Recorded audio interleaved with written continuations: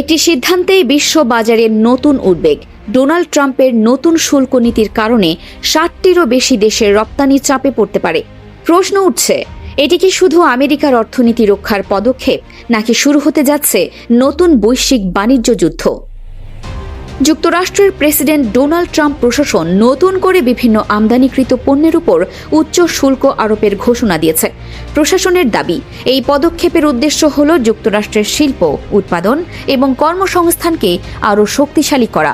তবে অর্থনীতিবিদদের একটি অংশ সতর্ক করে বলছেন, এ ধরনের উচ্চ শুল্কের ফলে আমদানিকৃত পণ্যের দাম বাড়তে পারে। এর প্রভাব শুধু যুক্তরাষ্ট্রের নয়, আন্তর্জাতিক সরবরাহ ব্যবস্থাতেও পড়তে পারে। বিশেষজ্ঞদের মতে, যেসব দেশ যুক্তরাষ্ট্রে বড় পরিমাণে পণ্য রপ্তানি করে তাদের জন্য এটি নতুন চ্যালেঞ্জ তৈরি করতে পারে। যদি পাল্টা শুল্ক আরোপ শুরু হয়, তাহলে বৈশ্বিক বাণিজ্যে আবারও উত্তেজনা বাড়ার আশঙ্কা রয়েছে। আন্তর্জাতিক বাজারে ইতোমধ্যেই কিছু খাতে অনিশ্চয়তার প্রভাব দেখা যাচ্ছে।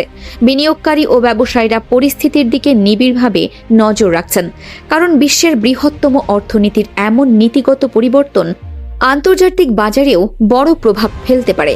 বাংলাদেশের ক্ষেত্রেও বিষয়টি গুরুত্বপূর্ণ। যুক্তরাষ্ট্র বাংলাদেশের অন্যতম বড় রপ্তানি বাজার।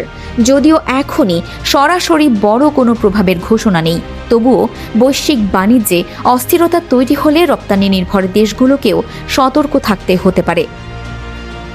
ট্রাম্পের এই নতুন শুল্ক নীতি শেষ পর্যন্ত যুক্তরাষ্ট্রের অর্থনীতিকে শক্তিশালী করবে, নাকি বিশ্ব জুড়ে নতুন বাণিজ্য উত্তেজনার সূচনা করবে, সেটিই এখন সবচেয়ে বড় প্রশ্ন। পরিস্থিতি কিভাবে এগোয়, সেদিকেই নজর রাখছে বিশ্ব।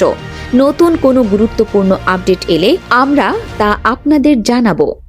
আমি ফারহানা নিজাম, দেখছেন DUB নিউজ।